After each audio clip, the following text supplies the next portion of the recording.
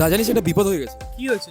আমি গুগল পেতে একজনকে টাকা পাঠাতে গিয়ে একজনকে পাঠিয়েছি। ও চিন্তা করিস না, তোর টাকা তুই আবার ফেরত পেয়ে যাবি। যদি ফিউচারে তোমাদের সাথে এমন কোনো ঘটনা ঘটে যে তোমরা একজনকে টাকা পাঠাতে গিয়ে অন্য একজনকে টাকা পাঠিয়ে দিয়েছো, এর জন্য ভিডিওটা সেভ করে রাখো, পরবর্তীতে কাজে আসতে পারে। তো সবার প্রথমে স্ক্রিনে দেওয়া এই ইউপিআই হেল্পলাইন নাম্বারটায় ফোন করে কমপ্লেন রেজিস্টার করে নাও। তো এরপরে চলে যাবে ব্যাংকে, আর ব্যাংকে গিয়ে ব্যাংকের ম্যানেজারকে পুরো বিষয়টি খুলে বলবে। তো সবার প্রথমে আমরা গুগলে গিয়ে সার্চ করে নেব এনপিসিআই বলে, এরপরে এই ওয়েবসাইটটিতে চলে যাব। তারপরে যে উপরে 3 লাইন আছে এখানে ক্লিক করে নেব, এরপরে কাস্টমার অপশনটিতে ক্লিক করব, এরপরে আমরা ইউপিআই কমপ্লেন অপশনটিতে ক্লিক করব। তো এরপরে দেখবো এখানে একটা পেজ খুলে গেছে। এখানে আমরা কমপ্লেন টাইপটাকে রাখবো ট্রানজেকশন, আর এখানে টাইপ অফ ইস্যুতে আমরা সিলেক্ট করব হচ্ছে গিয়ে incorrectly transfer to another account. তারপরে যে এখানে নিচে কমেন্টস বলে আছে, এখানে তোমরা ডেসক্রাইব করে দাও যে তোমার সাথে কি ঘটনা ঘটেছিল। ট্রানজেকশন আইডির এখানে তুমি যখন টাকা ট্রান্সফার করেছিলে তার একটা ট্রানজেকশন আইডি ছিল, সেটা এখানে দিয়ে দাও। আর এখানে ট্রানজেকশন কবে করেছিলে সেটা ডেটটা দিয়ে দাও, আর এখানে কত রুপি করেছিলে সেটা দিয়ে দেবে, আর এখানে কত পয়সা করেছিলে সেটা এখানে দিয়ে দেবে। এরপরে এখানে একটা ইমেল আইডি দিয়ে সাবমিট করে দিতে হবে। তো